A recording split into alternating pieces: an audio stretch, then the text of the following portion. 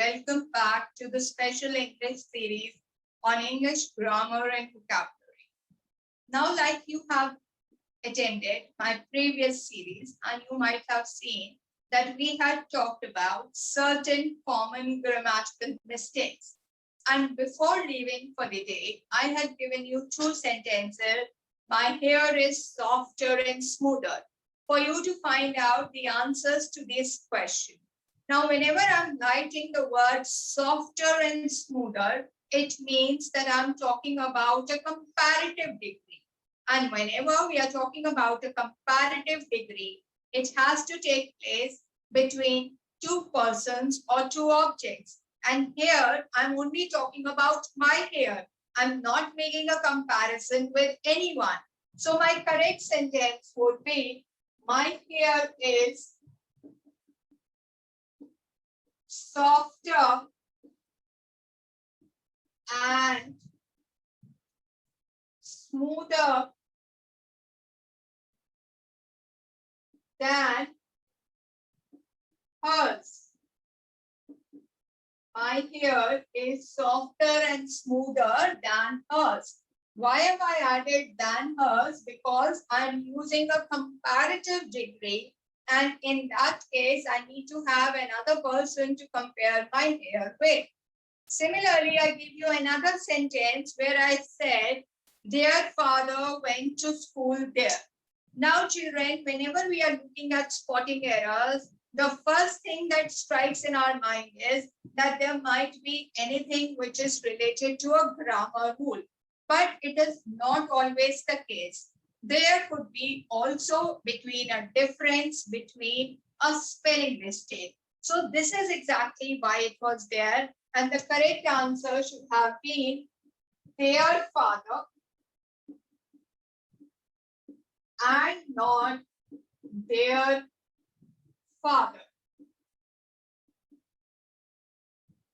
The difference between this there and this there is, this there refers to the possession, this refers to who their father is, whereas this refers to a particular position. So these are the answers to the two questions which have been given to you. Now, today let us discuss certain things about vocabulary. Now, children, many times whatever word you hear, you think the meaning is very similar to the word which has been given, and it is not so. So let me discuss some 2 or 3 words which you can think about and what do they mean, and then I'll tell you what exactly is the meaning. The first word that I want to discuss with you is, the first word is electrocute. Now, once I look at this word, the first thing that comes to everybody's mind is that somebody has put his finger or his hand into an electric socket and has got a big current. But unfortunately, this is not the meaning of the word electrocute. Electrocute means to punish somebody, to harass somebody, to trouble somebody by giving him an electric shock. And this is not the meaning by putting an electric current, the current that passes through you, that is not the meaning of the word electrocute. Let us discuss another word. The second word that I want to discuss today with you is the word light. Now, what does this word light mean? Many of you feel that whenever something is late, then the past tense is light. But no, children, this is not the meaning of the word light.